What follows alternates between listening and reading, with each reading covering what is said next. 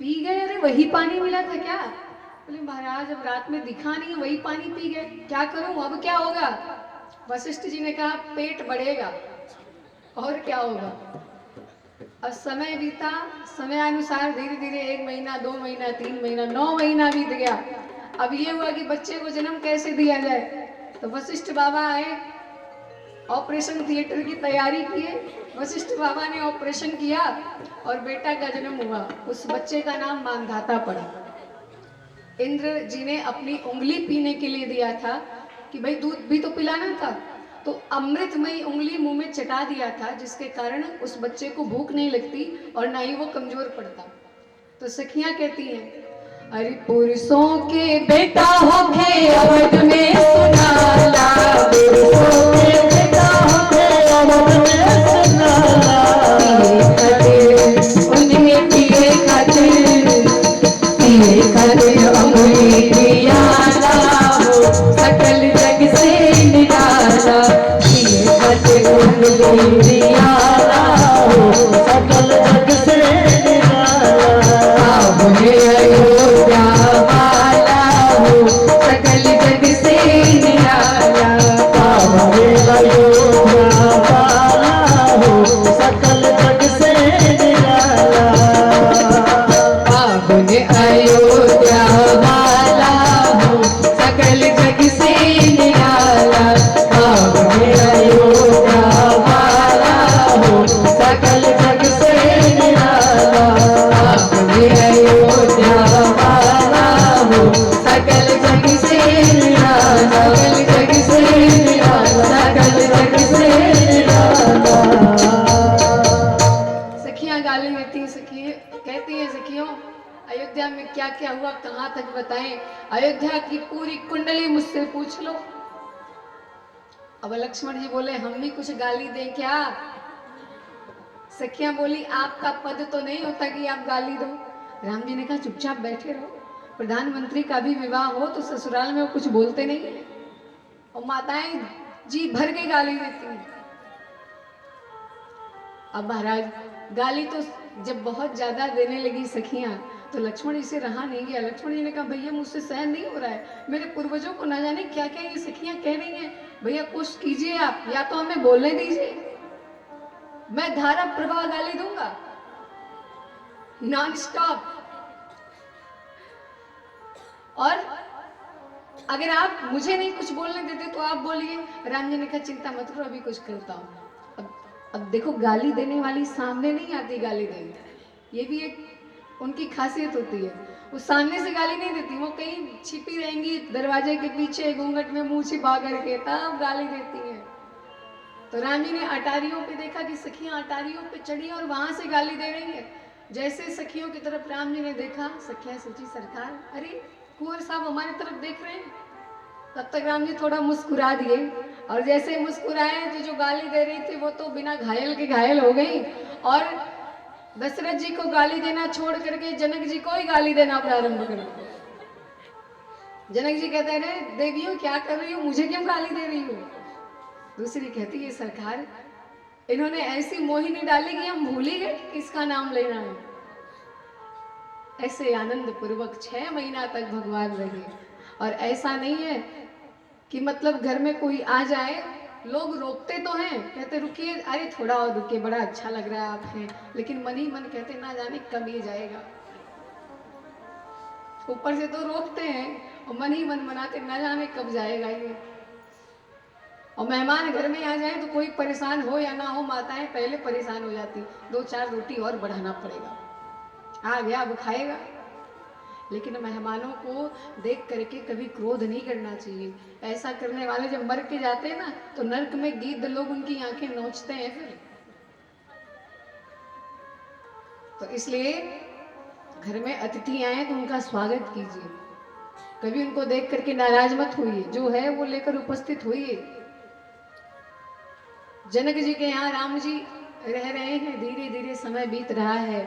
सखियां कहती सरकार यहीं रह जाओ ना, जाने की क्या जरूरत है। भगवान बोले यहाँ क्या मिलेगा मुझे। सखियां कहती हैं जो सुख ससुराल में है वो स्वर्ग में भी नहीं है। इसीलिए ए पहुना यही मिथिले में रहूना, सखियां गाती हैं, क्योंकि जौने सुखबा ससुरारी में तोने सुखबा कहूँ ना, वो सुख कहीं नहीं मिलेगा। ए पोहना यही मिथिला में रहूंगा। भगवान कहते हैं मैं रहूंगा। लक्ष्मण जी ने कहा फायदा क्या होगा? सखियां कहती हैं कि रोज सवेरे उपटन मल के इत्र से नहवाई।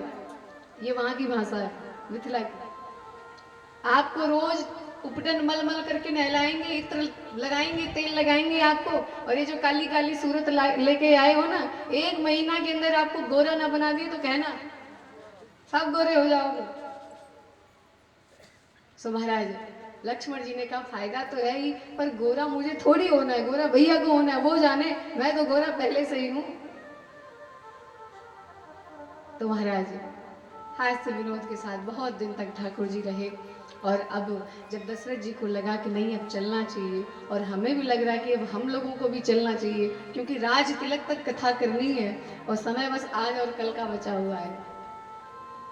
राजगद्दी करवा कर जाना, नहीं तो आप कहोगे रावण जिंदा रहा और करैया बाजार में उत्पात मचाने लगा।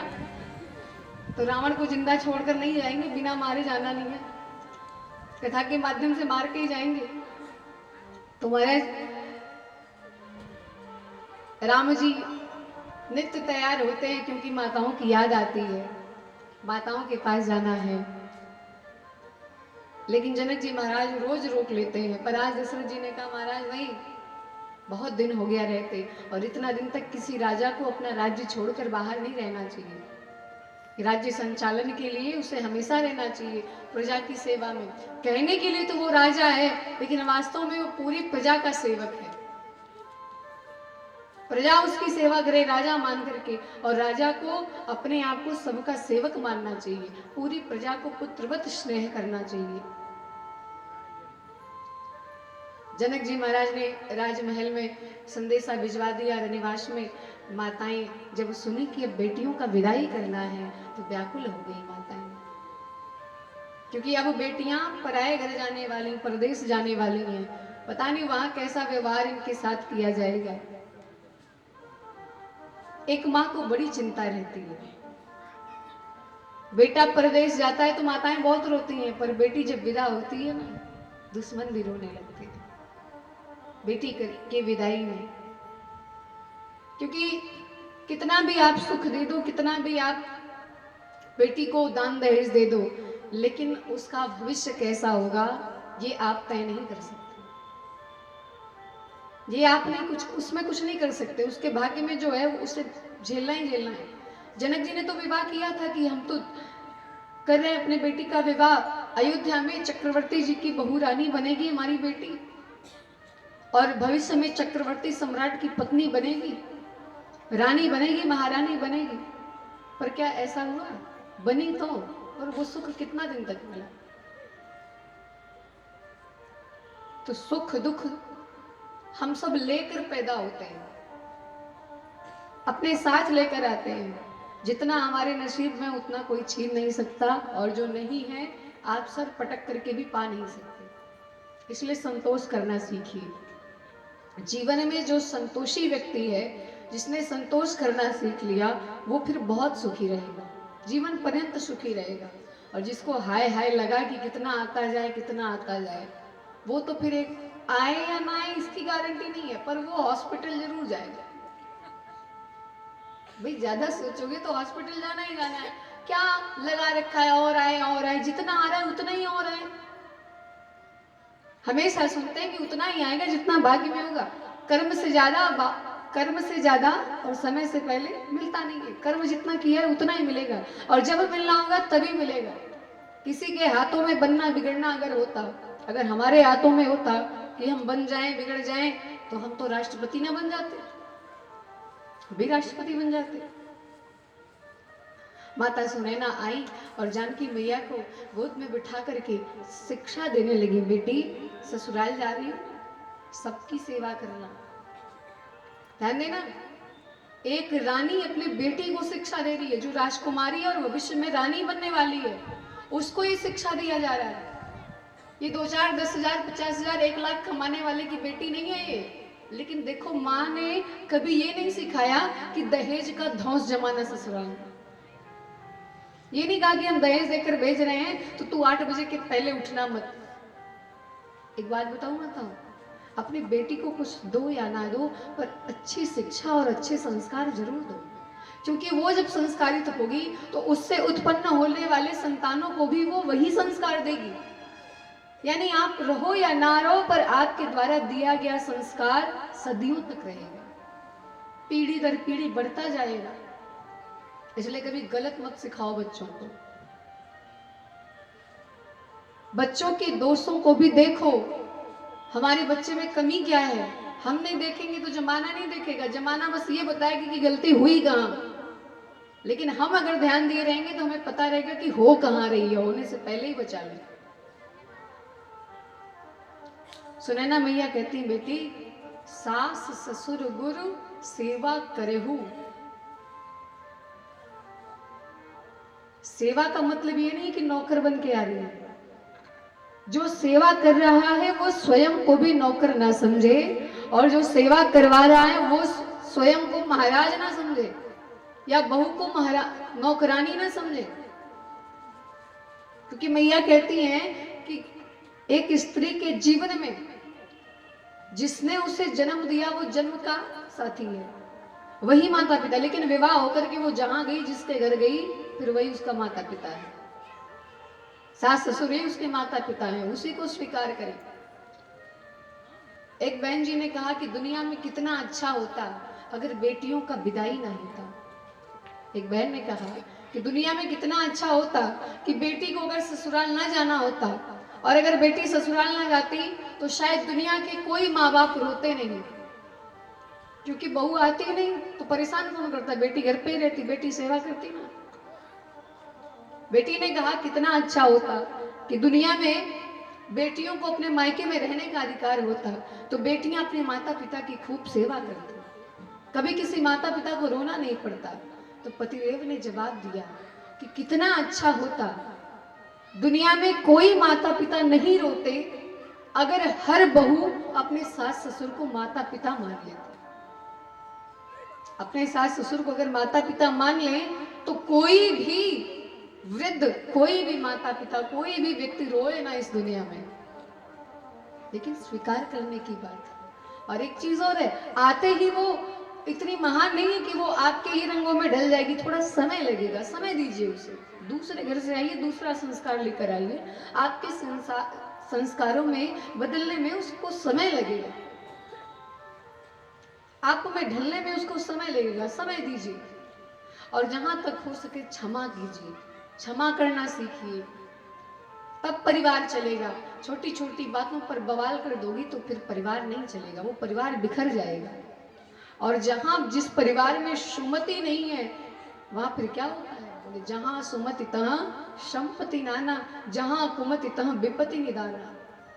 इसलिए कुछ भी हो, घर में कोई भी बवाल हो, एक दूसरे से लड़ झगड़ लो, पर पड़ोसी की हिम्मत नहीं होनी चाहिए कि आपके घर में आकर के हस्तक्षेप करे।